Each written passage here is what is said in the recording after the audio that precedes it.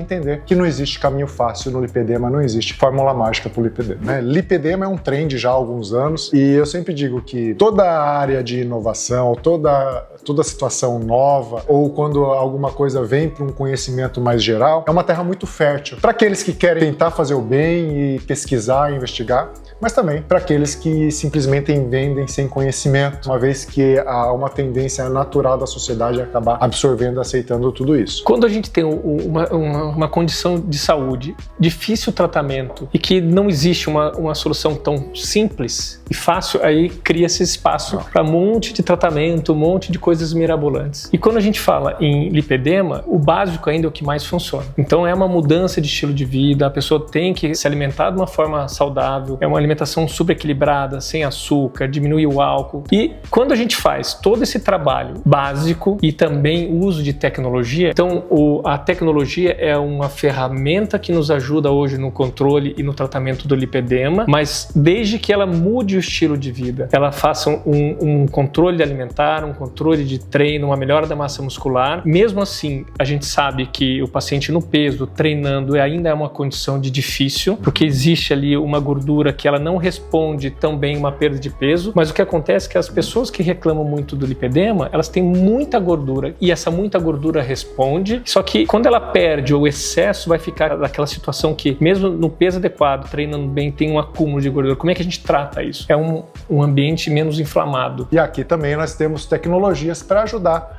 justamente a finalizar esse tratamento do lipedema, onde eu, como cirurgião vascular e conhecedor dessas técnicas, acabo também orientando esse segmento. Ou seja, várias frentes se juntando para ter o melhor resultado. Então, primeiro, quando já chega no seu consultório, a dificuldade do diagnóstico é muito grande. Apesar de ser um diagnóstico que a gente consegue muitas vezes clinicamente, mas a gente tem que descartar. Se o paciente tem uma insuficiência venosa, se ele tem uma alteração arterial, por que ela tem essa dor? Descartando uma outra causa, por isso que é muito importante essa avaliação vascular, aí sim a gente fica com mais tranquilidade, né? Descartou uma outra causa que talvez a gente não faz o diagnóstico só no clínico, aí sim a gente pode fazer todas essas frentes e usar a tecnologia também para melhorar a parte estética, porque tem flacidez de pele, porque tem um aumento dessa gordura, tem irregularidade, existe vários outros tratamentos sim, mas sempre tem que fazer todas as etapas adequadas. É isso aí, lipedema não é doença de um médico só, porém tem algum médico que coordena. Lipedema não é situação fácil, é situação crônica,